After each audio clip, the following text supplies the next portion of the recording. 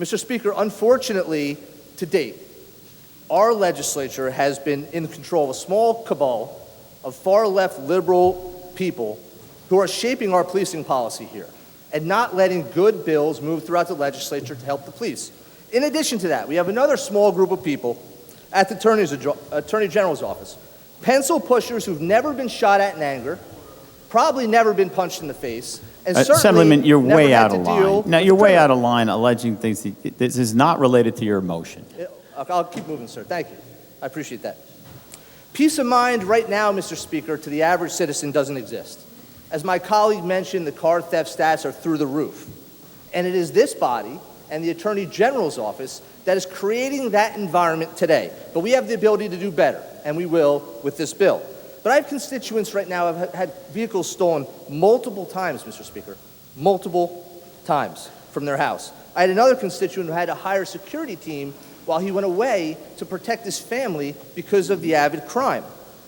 Bill 876 represents a necessary shift in our approach from holding our police back, which is what you are doing today, from doing their jobs, to one that teaches and trains them to do it.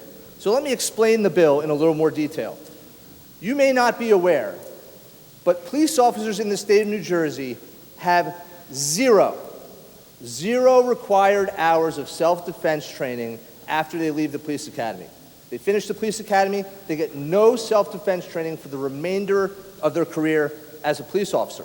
This lack of training creates an environment where you have police officers out there who are unfamiliar or potentially incapable of defending themselves. And because of that, that leads to an increased potential for use of force because the officer is not confident, potentially, in the situation to handle it appropriately. This bill creates the requirement for 48 hours a year of self-defense training for those police officers. Now, this isn't going to solve all of our problems, but what this bill will do, Mr. Speaker, is represent a fundamental shift away from the poor treatment that you have given to police officers. And even though, like the Assemblywoman said earlier, and I won't mention names, said, that's not what we say. We don't say bad things about police officers, but your actions Stay on are the different. amendment. Your actions are creating an environment where we do not have police officers who can do their jobs effectively. Assemblyman, stay on the amendment. You Yes, were sir. describing the bill. You want to talk about the bill? You can talk about the bill. Oh, thank you, sir.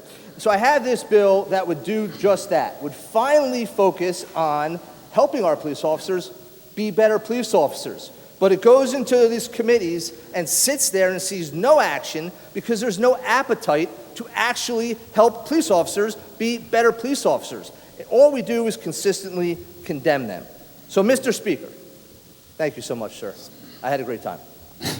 Given 24 hours notice, that makes one of us. as permitted by Rule 1023, I motion to relieve Assembly Bill 876 from committee so we can bring it to the floor today, and finally, maybe for once, you'll actually help cops be cops. Thank you, sir.